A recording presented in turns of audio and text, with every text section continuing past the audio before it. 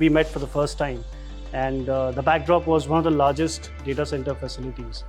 Uh, from that period of time, I think you've started NextGen. We've always felt that we should have an underlying value proposition thought process. And that was always about delivering superior performance at a lower cost.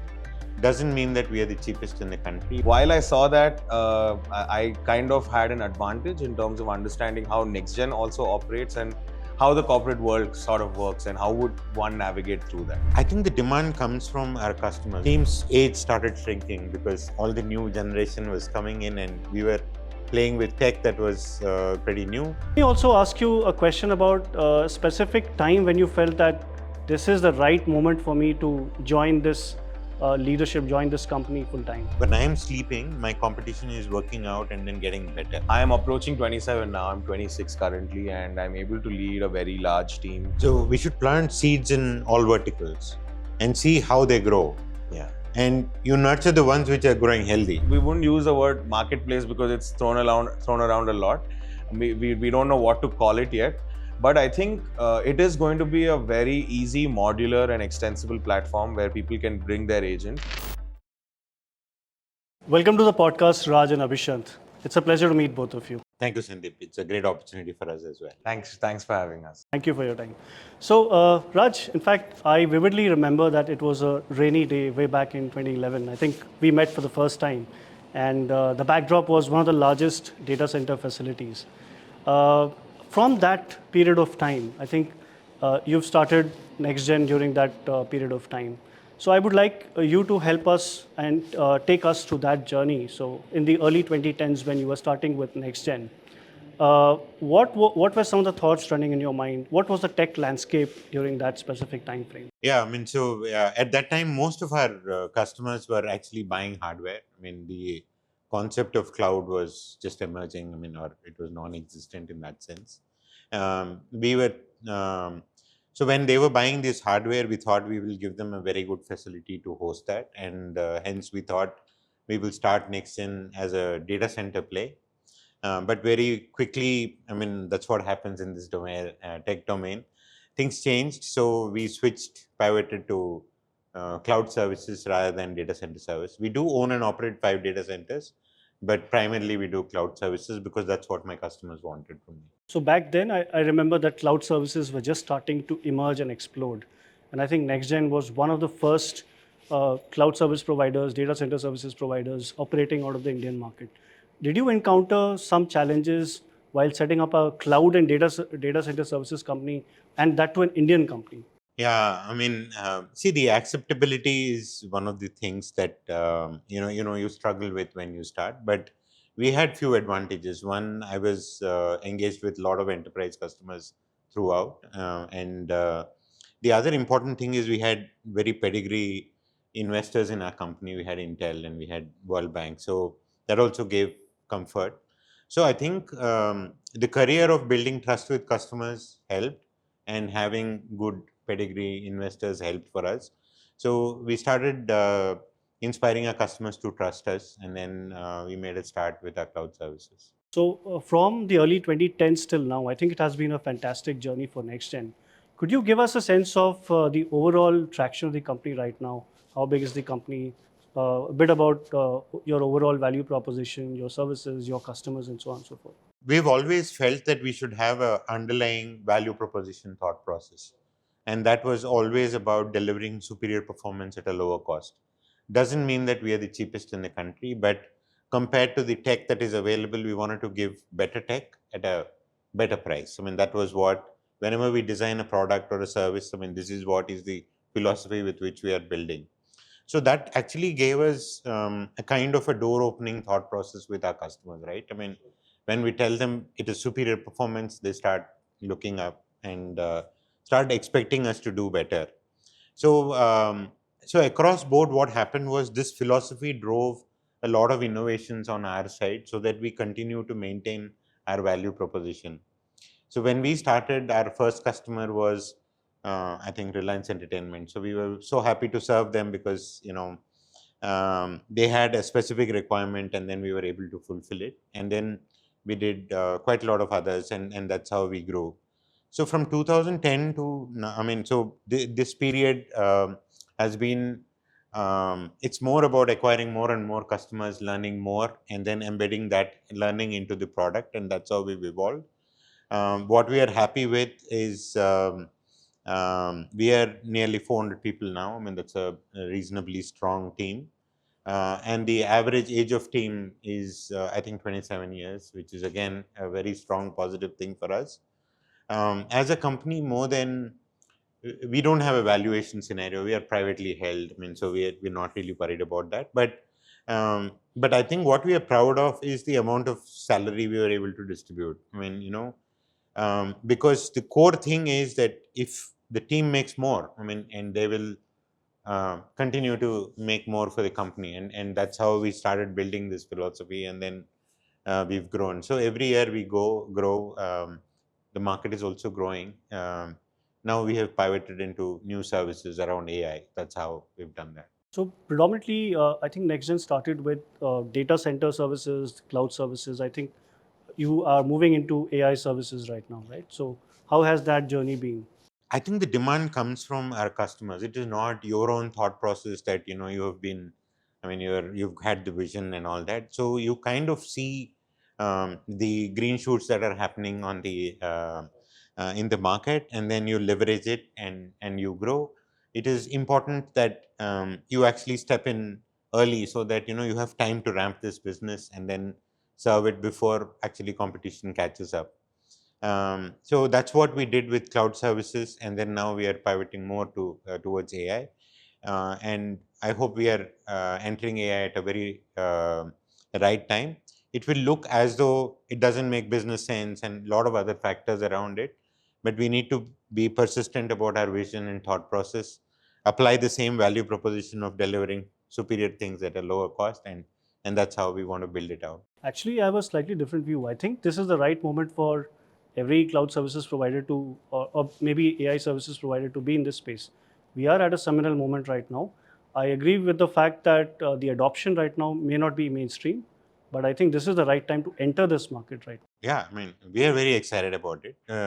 But there is, when you put a lot of money, so we are putting a lot of money compared to what we were putting right from upfront, right? I mean, so it's nearly 10 times more from what NextGen's first data center was built. I mean, so when you are taking such a big bet, I mean, it's important to have, business viability. But today for us, it's more about building out this market for the next 2 years and then kind of be among the leaders in the next few years. So we will talk a lot more about AI services that you're offering. I think Abhisyant, I would also request your view on this particular point, maybe in later sections. But I just want to ask you one more question about the core value proposition. I think you are one of the early local cloud services providers. I think that is a very strong value proposition point from your side. So uh, what differences do you think you have with the big hyperscalers that operate in India? And right now, I think we are seeing a lot of conversations about data sovereignty. So I think how important is the concept of data sovereignty in the minds of your customers when they are having conversations with you? Yeah, I mean, actually, sovereignty is not a value proposition to any of the customers, but how we see it is that sovereignty is a risk management strategy. I mean, there is a perceivable risk, and the risk is getting real by the day. Globally, most countries are looking to inwards, and they would protect their interests before actually doing global good. And in this scenario, I think India also needs to relook at its own philosophy of being self-reliant. And that's what was the foundation to our thought process around sovereignty. So what happens with sovereignty is that we get a lot of control. So it's not about whether we are building the tech inside India or are we adopting tech from outside India. It is about having control over that technology. So for us, sovereignty is about operational sovereignty. I mean, it should be our people who are operating it. We're not dependent on any foreign objects which can be cut off if at all it's required. It's about technological sovereignty. We will leverage open source big time, and everything other than that you own, like infrastructure you own, so you have full control. It's not owned by somebody else. And then the data sovereignty, of course. I mean, we are resident in India, so obviously local DPDP laws and all those are applicable, and no foreign jurisdiction can be applied to us. So I'm sorry about the long answer about sovereignty, but it's often misunderstood. It has got nothing to do with compliance or anything. It is a risk management strategy. And we are trying to propagate the same thing to our customers. So we are saying, apart from deriving value in terms of getting a superior service at a lower cost, we are actually delivering you a lot more control. That's a very important aspect in today's scenario, and it's only getting more and more important across various sectors, about having control over what you are working with. Because these days, IT is not doing some workflow automation. It is technology that's enabling the business. You need to have absolute control over. It's the core for business operations right now. Wonderful. In fact, that brings me to a point about the name of the company itself, NextGen. I think when you started with the company, this wasn't just a company name. I think you wanted a declaration of intent. So, what was the philosophy behind that name? So, you when you prepare to grow up in your career, you keep attending certain courses. So I attended a course in Kellogg, and then later in Yale. They told us that most companies actually die in about between the span of 10 years and 20 years. I mean, even so, of course, there's a startup phase. I mean, but after that, most brands actually vanish after 20 years. I mean, during my time, companies like Compaq, I don't know whether you actually know, it was a world's number one PC company. It's just vanished off, the brand vanished. So we were thinking, what is the thing that actually enables a company to, survive long term? So we thought we should build this company for our next generation. So the name NextGen was not about next generation technology. It is about inspiring our next generation to actually come and work with us, and they see value. At that time, when they are coming to work, it should be aspirational to work. I mean, that's what it is. And it also helped us define on the principles with which we will run the company and do it. For example, how you do it with your children. You are normally uncompromising when you want. You are very aspirational with your children. You take responsible decisions. More importantly, the core philosophy is deep affection. So, can we imbibe deep affection as a philosophy into the company and inspire the next generation to work with us? This is how NextGen name was formed. Wonderful. I think that is a timeless lesson in legacy. So I think this is how companies should be built actually. Now let me turn, since you have talked about next generation, so I think I'll speak to Abhisyant for a moment. Abhisyant, you represent the next generation of leaders. When you were growing up, how did you relate to this overall philosophy around next gen? What were some of the moments and experiences that have shaped your own understanding of next gen's vision? Yeah, actually, while growing up, I had a very unique opportunity. While the company was growing, evolving, and building a strategy, every time I got a chance from, let's say, my 10th grade summer vacation onwards, I would get a chance to have a very real outlook in terms of how a corporate environment is, how an organization operates. And inherently, I built a liking towards technology and what we do. Of course, my understanding was growing gradually, but the beautiful thing was very early, I got very practical exposure and I was able to get my hands dirty. So while I saw that, I kind of had an advantage in terms of understanding how NextGen also operates and how the corporate world sort of works and how would one navigate through that. So for me, my context and my experience, my interests aligned very early while I was studying. So I never had a doubt in my mind that when I would complete my higher education, I mean, which is my bachelor's, I would want to come back here and contribute. So I've had a chance to start right from the beginning, right? I learned how to call customers, talk to them about cloud. Actually, I remember one of my first few calls, linking back to the phase he was talking about where cloud technology was very new. So we would educate customers back then as to what is cloud, where you tell them you don't need to own this server. There'll be someone who'll take care of the maintenance, the electricity, the software. Everything will be managed, and you don't need to own an asset, which is far less complicated for you. So when I started out around 10th grade trying to do that, from today it becoming a commodity was a journey which I could learn a lot from. So it was very exciting to be part of, and today we have a massive opportunity.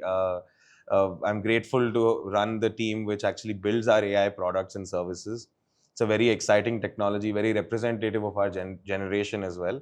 So very grateful for that opportunity. Wonderful. In fact, Abhishant, we don't hear many youngsters and teenagers coming to work in their parents' companies during summer breaks. Okay. So I think that is quite wonderful.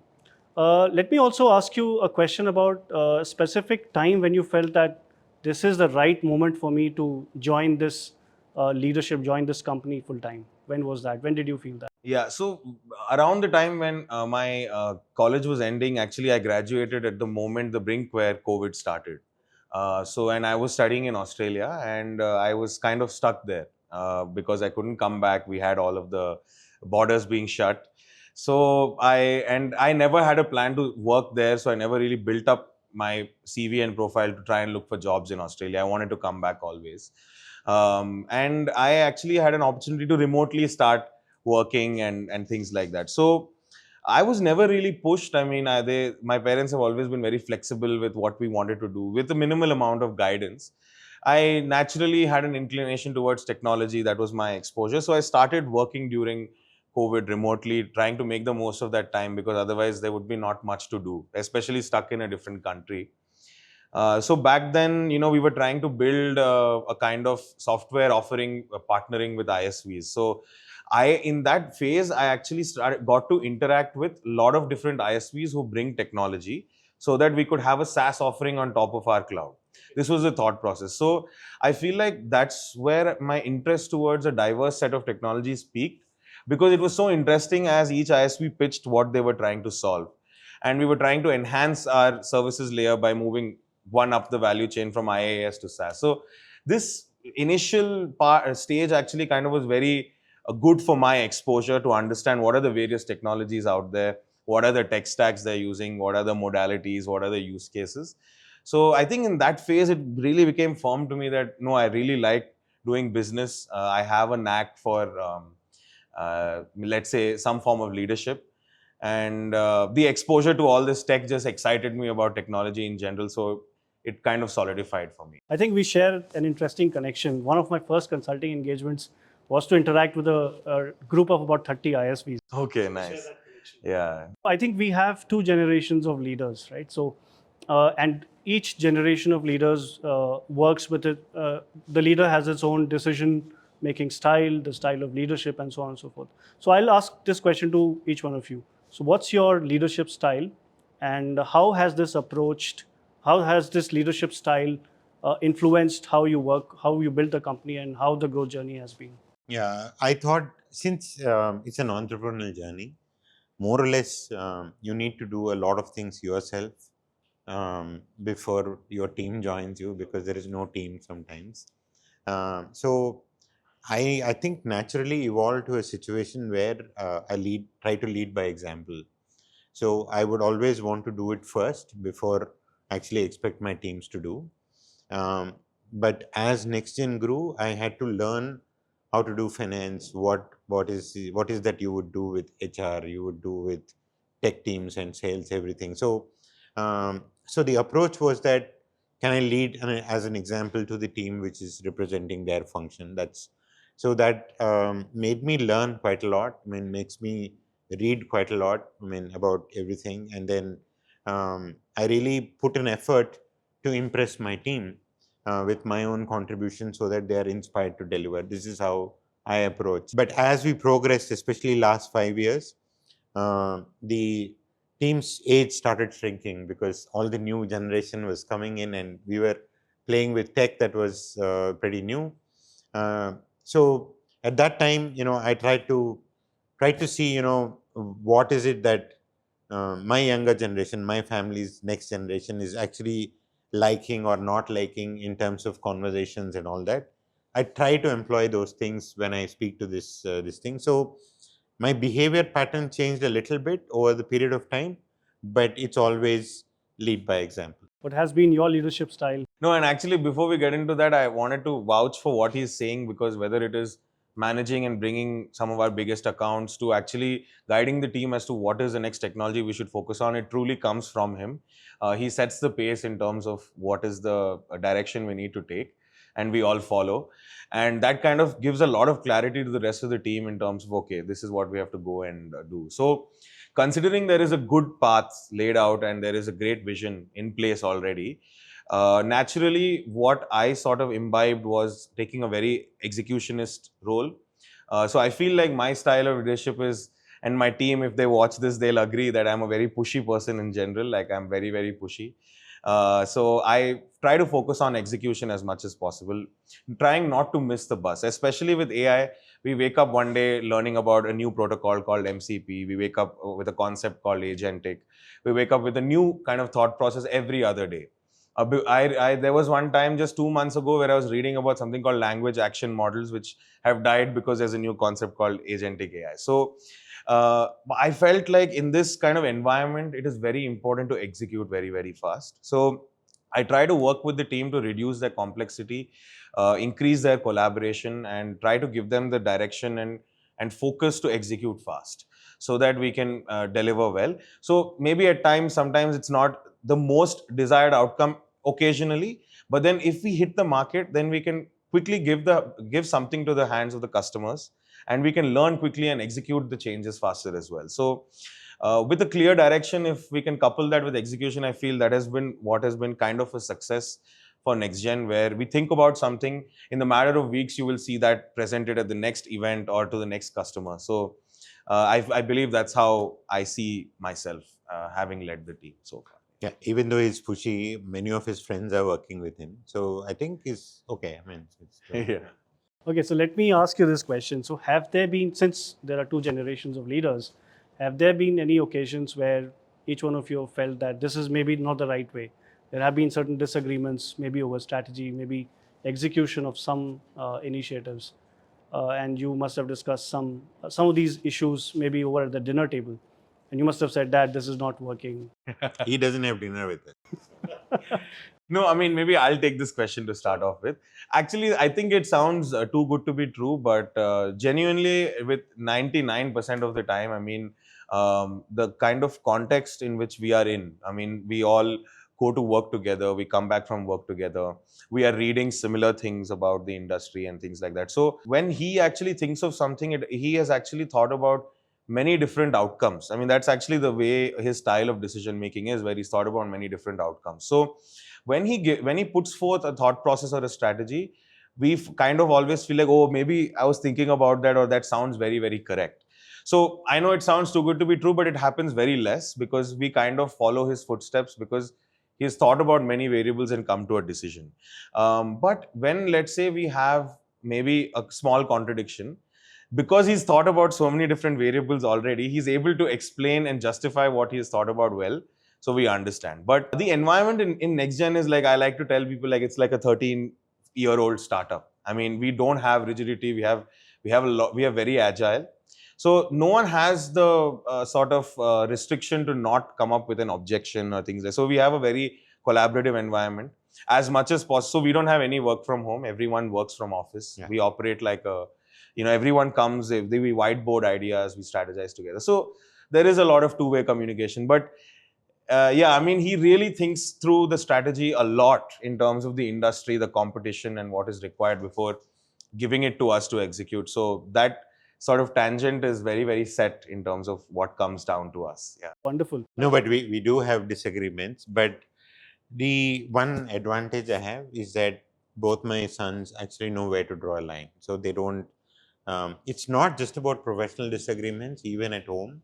I think we both know. So for me, I was very clear. The day they became 18 years, I told, you're adults, I will treat you like an adult, and I make a lot of effort to do that. And they respect that piece. I mean, so I think we both know where the line is, and we don't cross. That's a lesson for me as well. Okay, great. So I think in the first section of this podcast, I think we have, I've asked you certain questions to get to know you better, your work style, decision-making style, your leadership style. Now let me change gears. Abhisyant, I will ask some questions to you regarding NextGen's future. So what do you think about NextGen's future now that we are in this seminal moment, as I mentioned earlier? So everybody's talking about AI, and every day, and you rightly mentioned that every day you hear literally about some new technology.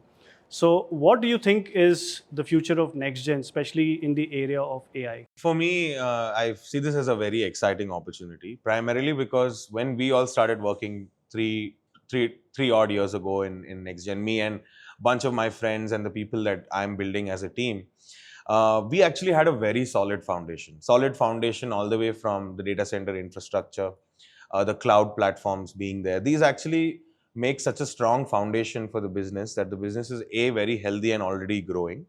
And B, it kind of gives you the confidence when you speak to a customer. Now, for example, if I was a new player trying to convince a large organization to do an AI implementation, it is quite a transformational journey, and there are a lot of apprehensions in terms of taking the step, right?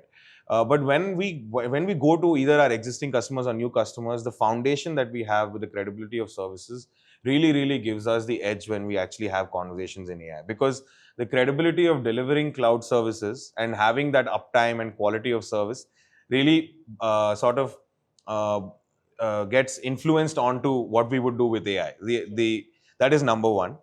Number two is this foundation also allows us to work with very solid infrastructure. So now we understand what deploying large amounts of very advanced GPU infrastructure works like. How do we deploy large clusters, whether it is for training, whether it is for inference? So the having the infrastructure gives us confidence, because actually there has been a large investment that Raj and the management have taken to actually build up our AI skills. So over the last year or so, we've just begun having very mature conversations with customers and deploying AI in practice, but we spent a long time getting our hands dirty with very powerful infrastructure.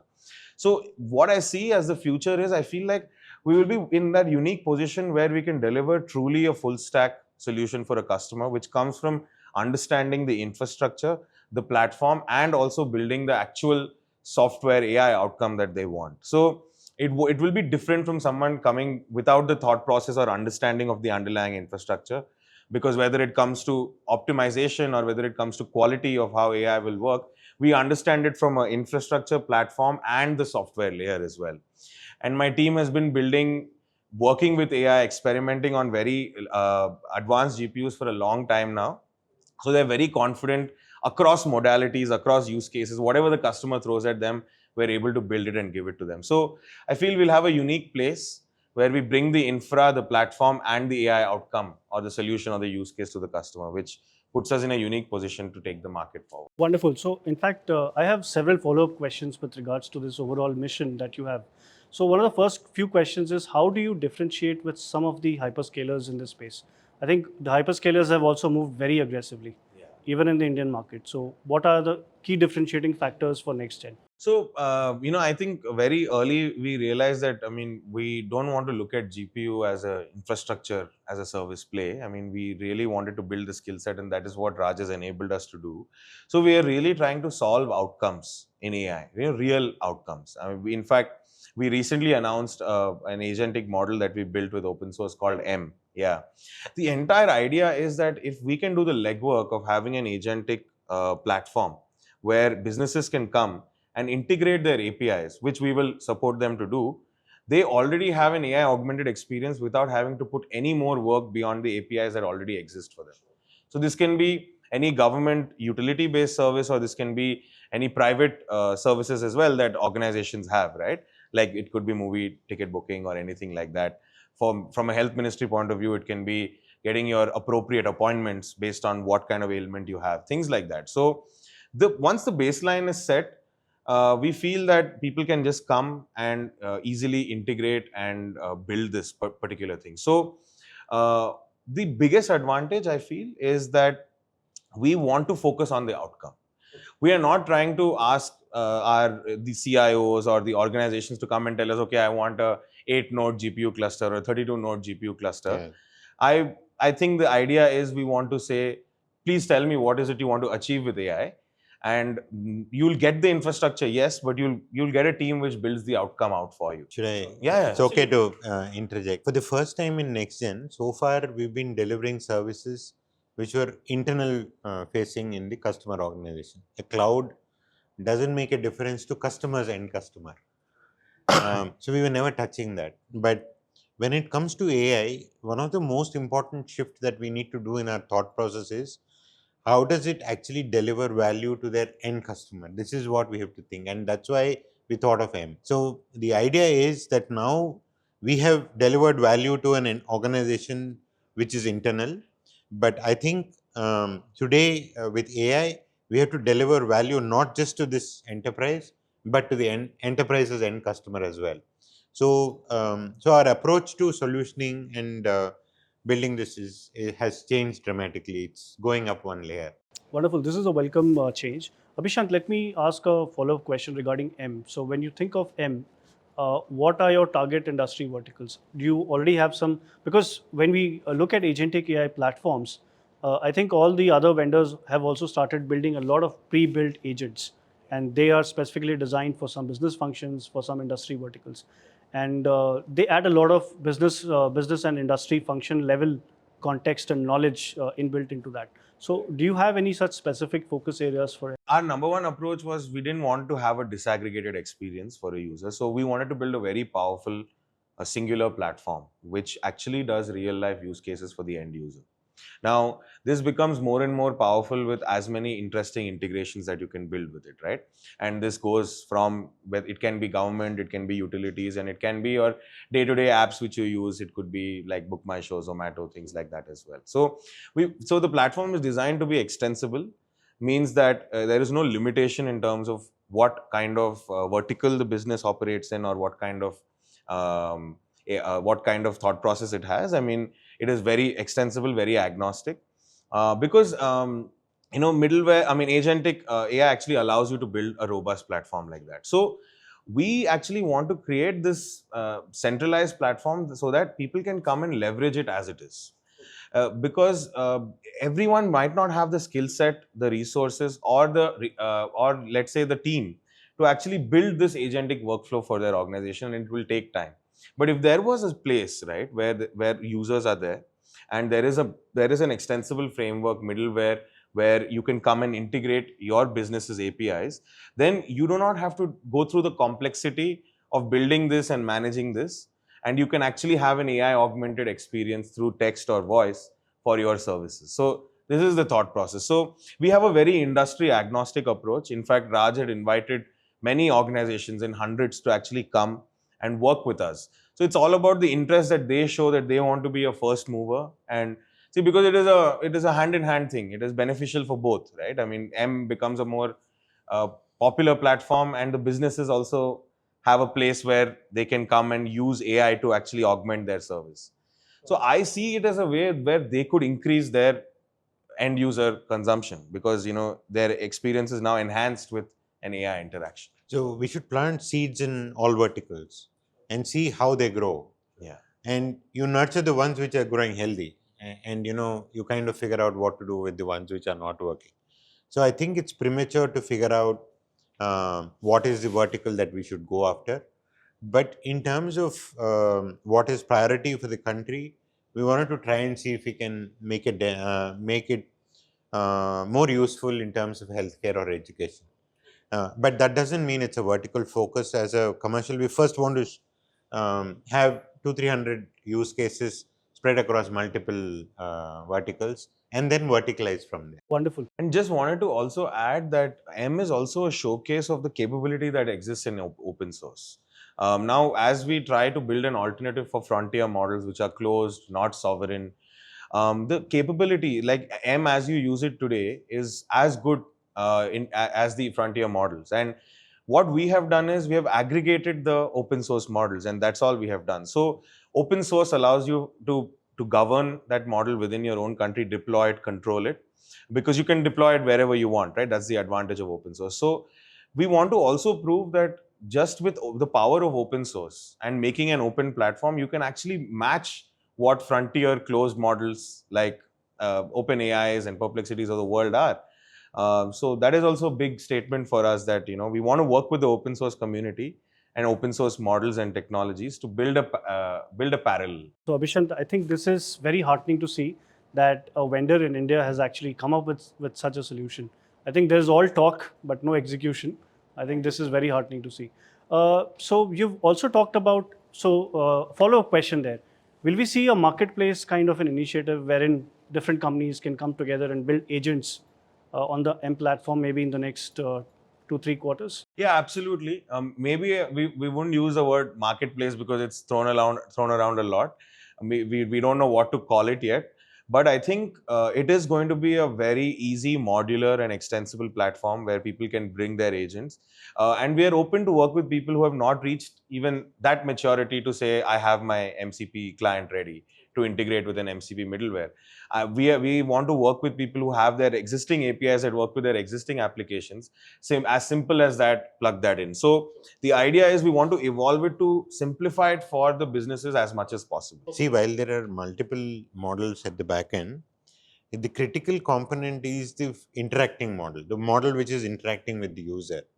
During that conversation, the model should decide whether to give him an opportunity to actually buy something or do something or just give information. So in our case, what it does is it is aware of what can be done. It is aware of all the other pieces. It needs to only serve content, but not really do anything. So that becomes pivot to the whole approach. So basically, the interacting model is the first step where user experience is decided. You want to say that which movies are good, so the user says, okay, why don't you tell me what are the movies available for me? I feel like watching a movie. So it gives you a list of movies. Just looks at the internet, gives you a list of movies. At that time, it is not thinking about doing something for you. But once you say, okay, I want to see certain movie, it will then start looking at, okay, where are you located? So you're in Bangalore, you're closer to Whitefield. So it'll tell you, okay, nearby, these are the movies available to you. Then what seats and all that, and then help you book the ticket. We have to build that capability and intelligence, and I hope we are going in that direction. And to do that, what we have done is we have taken the best mixture of expert open source models for tool calling, and we've taken some of the best reasoning models, very large ones, not quantized. Raj has been very kind to give us lots and lots of H200s to deploy this. So we are not trying to optimize or quantize. That's why if you see the kind of response quality, it's very good. So the system, what we have built is, even though the models are not built by us, the intelligence is there to understand the user query and invoke the right model or agent according to the user query. And it's all powered by open source. That's the beauty. Fantastic. Abhisyant, you also touched upon the fact that you're focused on customer outcomes. And generally, we have seen that all these outcomes can be achieved maybe if organizations are using some sorts of frameworks. So, do we have some framework that NextGen uses to deliver these trusted outcomes for customers? Absolutely. Actually, we realized when we had to take an approach where we try to solve the outcome for the customers, we needed a way to standardize that. So we actually have submitted a framework towards the patent, and we actually found that it is unique. So it is in a patent pending stage. We call it Standardized AI Solution Framework. It's called SASF.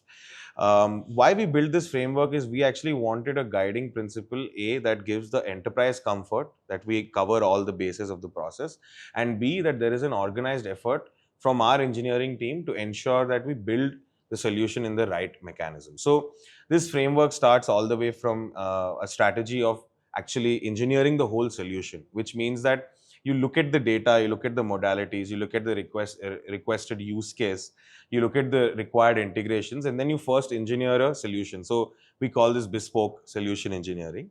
Then what we do is the second stage is all about the data strategy. So we try to understand, do we need to build a data centralization? Is the data set dynamic or is it static? In the sense that the data that we have to work on for this AI solution, does it reside and is it only like static? Or does this data need to be constantly updated as the enterprise updates their data? So we build a data strategy around that, which includes pipelines or maybe even a data lake, which has vectorization and things like that involved.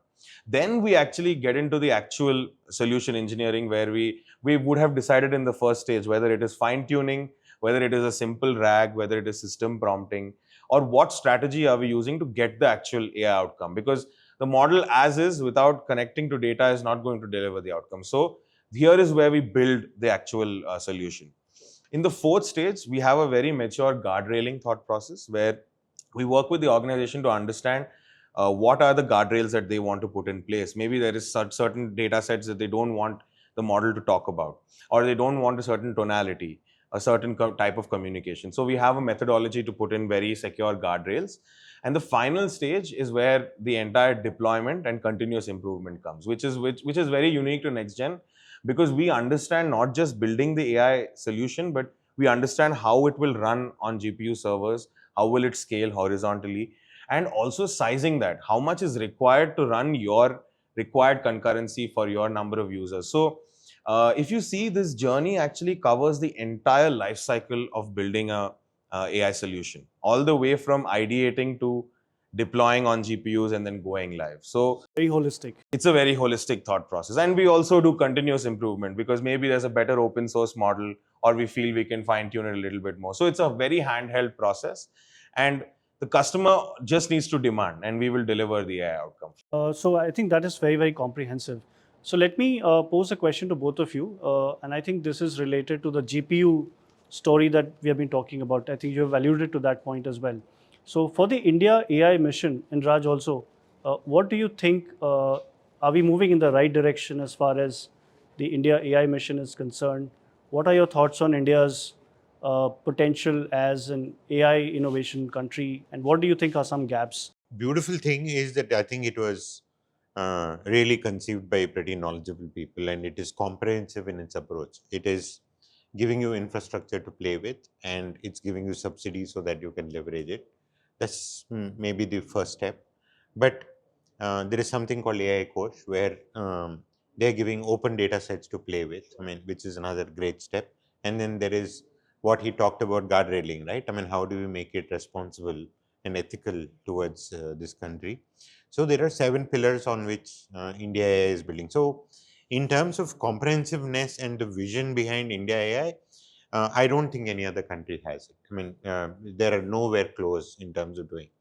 But the problem is that our expectations are very big. I mean, so today you will see as though they've not done something, or something has not happened, or but the concept, it's evolving across the world. We can't expect outcomes in such a short term. They've done laid the foundation, and they're building on it, and we want to participate there and then make it as strong as possible. But the key thing is that I think we need to have expectations with reference to the amount of effort we are putting versus, I mean, it takes time. And so we shouldn't expect that large language model will come out in 6 months. Okay, even if we build, what will happen is the citizens of India themselves will start comparing it with the global models, and then maybe some people will make comments around it needs to ramp up and all. But the key thing is, what has it done? It's given us the talent to build a model, because we didn't know that before. I mean, we are still learning how to do it.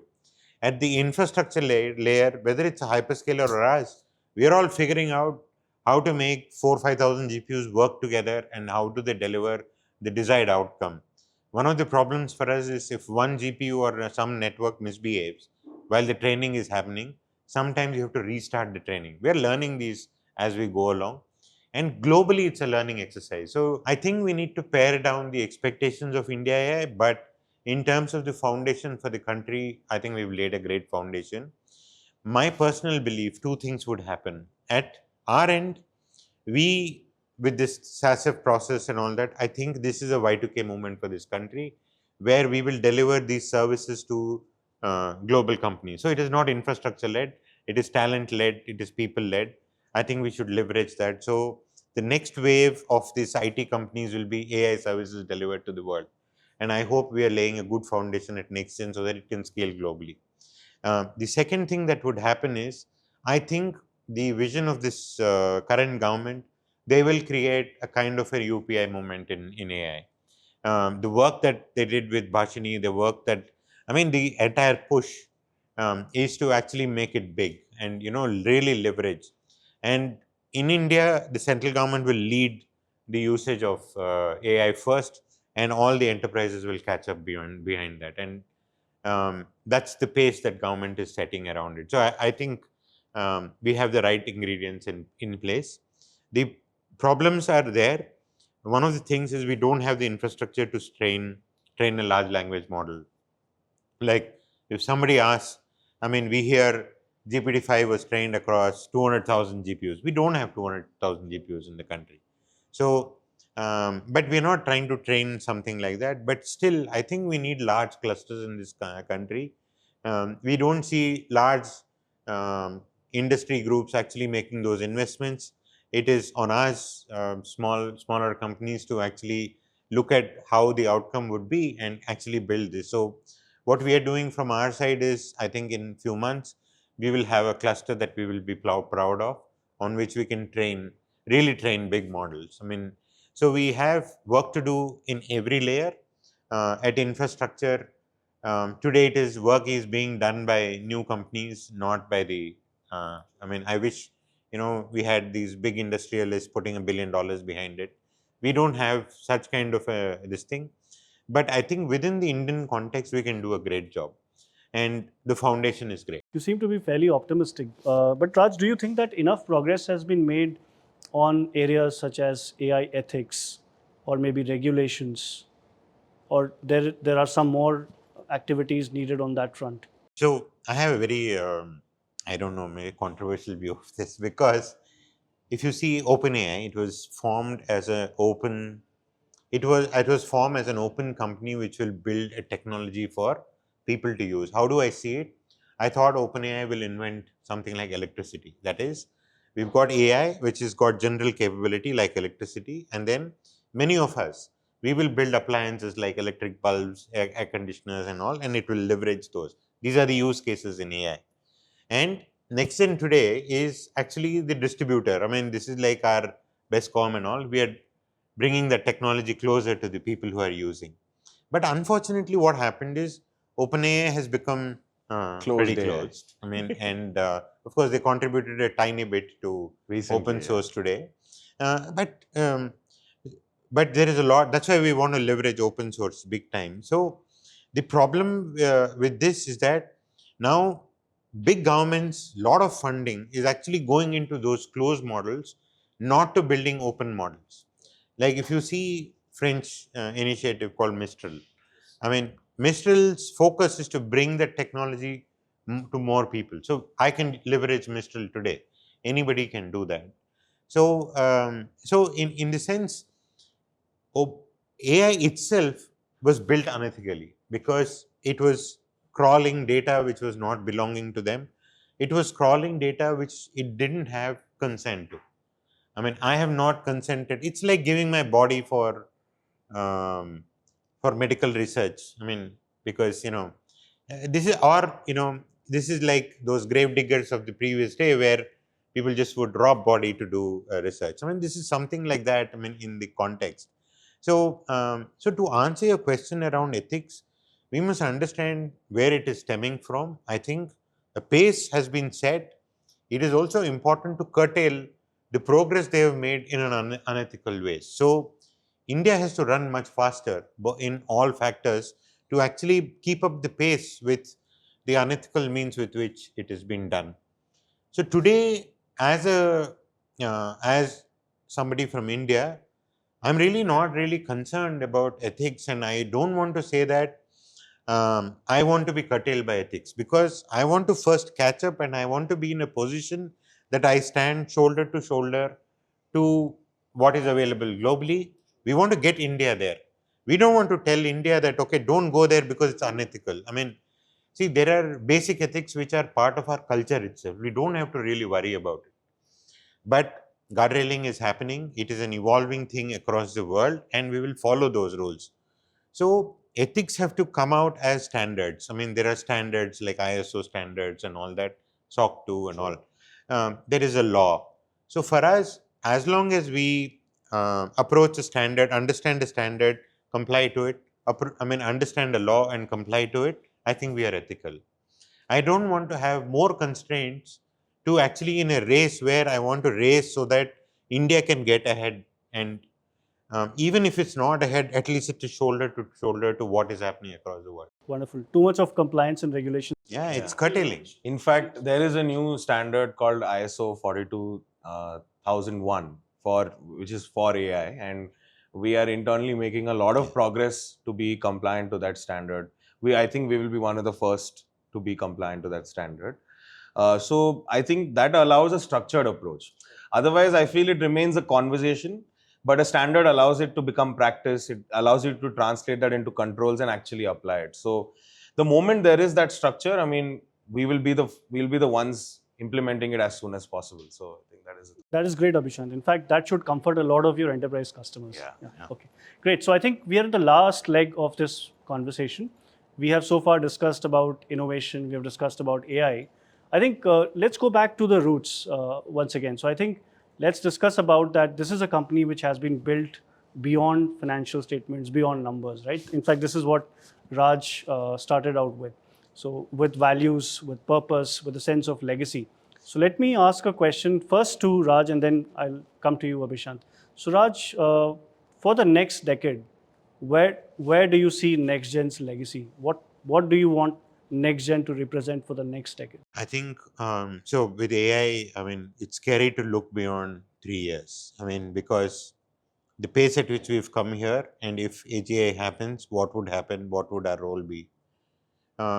So, what I want to teach to my team and to the next generation is that keep connecting the dots. I mean, so you need to be wary of the context you are playing, and then adapt your strategy to survive and move forward. So I don't know. So if you take cloud, data center, and AI, these are perpetual businesses. There is no foreseeable end to this business. But where it would make impact will dramatically change. Like earlier, we were making impact to an enterprise IT, then we were doing to enterprise business. Now we are actually going and making impacting the enterprises. If you ask me whether I'm there or not there, I want NextGen to impact the citizens. That's where it makes it's like it's created wealth for the citizens, or it's created some utility for citizens that. So you can only plan based on a principle or an approach. It is premature and wrong to actually plan beyond 3 years in terms of execution, because the rate of change is so much. So it's very, very important to keep a goalpost. I mean, that's where we are heading, but be wary of what's happening around you, so that you play in the market, so that you can actually get there. So it's 3 years at a time, but we have a vision, and hopefully we'll make an impact to all the citizens, not just to a few enterprises. Good to hear. So building on that, Abhishant. So what is your vision coming from the next generation of leadership? Actually, I truly feel immensely overwhelmed and grateful, to be honest. More than having a vision, I'm very excited by the opportunity because I am approaching 27 now. I'm 26 currently, and I'm able to lead a very large team building solutions in AI, and actually being able to be at the forefront of understanding the trends of this technology. So I do not have much clarity on the vision. I follow what he aspires and he does, very honestly speaking, at least at the moment. So I keep telling him that don't think that this is a last leg or phase or something like that. We have lots of things to do for the organization. So my focus really right now is to try to maximize the opportunity that is in front of us and make sure that our AI strategy becomes very tangible for NextGen. I mean, Raj has an aspiration that we double we double what we've done in NextGen as a cloud over a decade. He wants us to do that in 1 or 2 years with AI, because that's the kind of value it brings.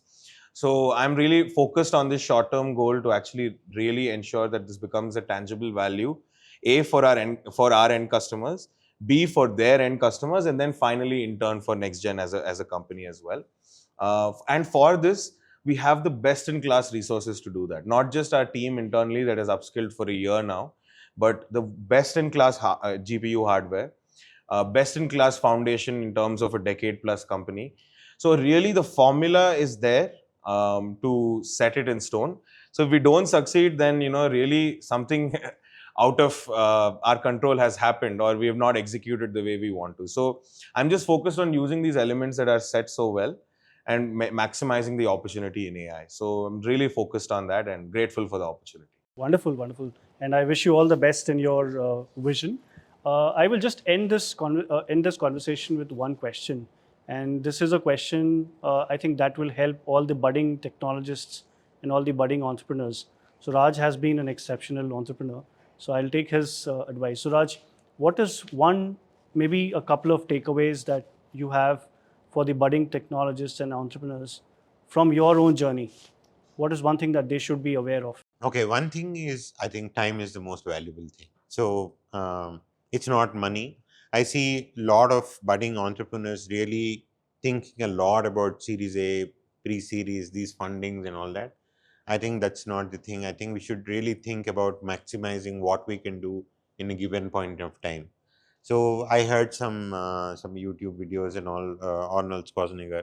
So he said that when I am sleeping, my competition is working out and then getting better.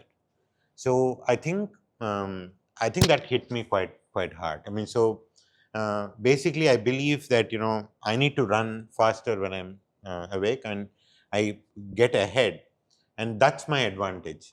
All the others everybody has, but I think one important thing is time. So if you can maximize your time, I think you will be ahead of competition. There is competition everywhere. Wonderful. On that note, we are ending this conversation. It has been a very insightful conversation. Thank you, Raj and Abhisyant, for your insights. And I hope the audience will really like this conversation. No, and I just want to thank you for having us and thank AIM for having us and doing this as well. It's a wonderful Yeah, it opportunity. was a great experience for us. Thank you Have a so nice much. day. Thank you very much. Thank you.